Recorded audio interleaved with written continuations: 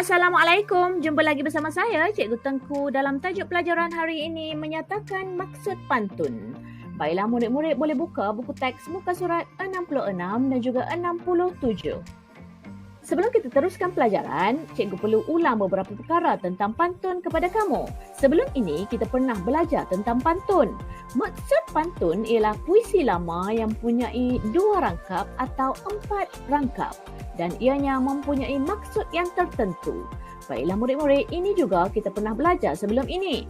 Jenis pantun yang pertama, pantun 2 kerat atau juga kita panggil pantun 2 rangkap atau kita panggil juga sebagai pantun 2 baris. Dan yang kedua jenis pantun yang untuk kamu pelajar tahun 1 ialah pantun 4 kerat atau pantun 4 rangkap yang kita sebut juga sebagai pantun 4 baris.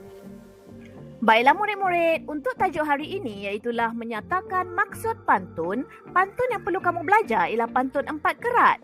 Jadi, cikgu perlu ulang beberapa perkara tentang pantun 4 kerat ini. Baiklah murid-murid, ini ialah contoh pantun 4 kerat. Mari kita lafaz pantun ini sama-sama. Buah cempedak di luar pagar, ambil galah, tolong jolokkan. Saya budak baru belajar, kalau salah tolong tunjukkan. Baiklah murid-murid, cikgu ulang semula apa yang telah kita pelajari sebelum ini. Itulah baris pertama dengan ketiga mempunyai rima yang sama di belakang. Sebagaimana contoh ini, pagar, belajar, AR. Seterusnya, baris kedua dan baris keempat juga mempunyai rima yang sama di belakangnya. Contoh untuk pantun ini, jolokkan dan tunjukkan. AN. Baiklah murid-murid, slide yang cikgu paparkan sekarang ialah perkara baharu yang perlu kamu tahu untuk mempelajari tajuk hari ini, iaitulah 2 baris pertama kita sebut sebagai pembayang dan 2 baris di bawah untuk pantun 4 kerat ini kita sebut sebagai maksud. Baiklah murid-murid, mari kita baca buku teks muka surat 66 dan 67. Ini ialah paparan buku teks muka surat 66 kamu. Di bahagian atas terdapat pantun untuk kita lafaz sama-sama. Baiklah, kita lafaz sama-sama. Sungguh segar pisang berangan, cantik berseri bunga ansana. Luar pagar, kawasan larangan, elakkan diri bermain di sana.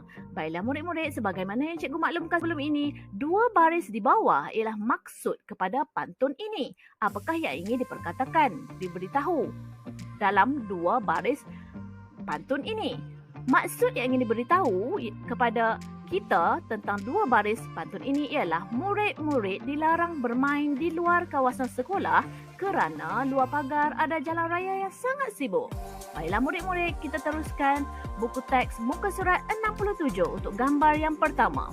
Kita lafaz pantun ini sama-sama. Anak muda mencari rotan dicari di hutan dara. Harus waspada mengambil alatan agar diri tidak tercedera. Baiklah murid-murid, 2 baris di bawah ialah maksud kepada pantun ini. Apakah yang ingin disampaikan dalam 2 baris maksud pantun ini? Maksudnya yang ingin disampaikan di sini ialah kita perlu bermula dengan perkataan kita hendaklah sebagaimana yang cikgu tunjukkan dalam slide ini. Kita hendaklah berhati-hati sewaktu membantu guru-guru mengambil alatan untuk pendidikan jasmani agar tidak tercedera.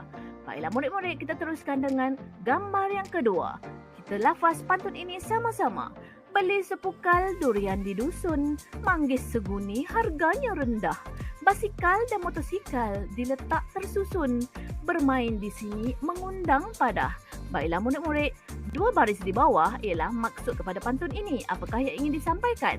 Kita mula perkataan dengan kita tidak boleh.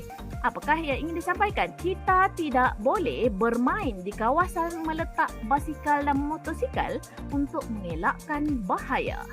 Baiklah murid-murid, untuk gambar yang seterusnya, gambar yang terakhir, kita lafaz pantun ini sama-sama. Bangau sekawan di tasik Cini, terbang sendiri mencari makan. Dengarlah kawan nasihatku ini, keselamatan diri perlu diutamakan.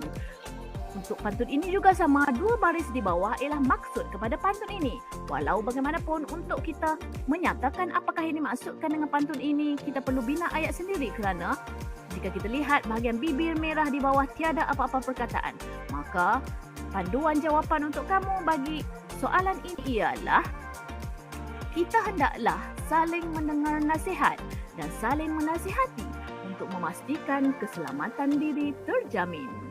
Baiklah murid-murid, sampai di situ saja. Semoga bermanfaat. Boleh tinggalkan komen jika ada sebarang persoalan. Semoga bermanfaat. Jumpa lagi. Bye. Assalamualaikum.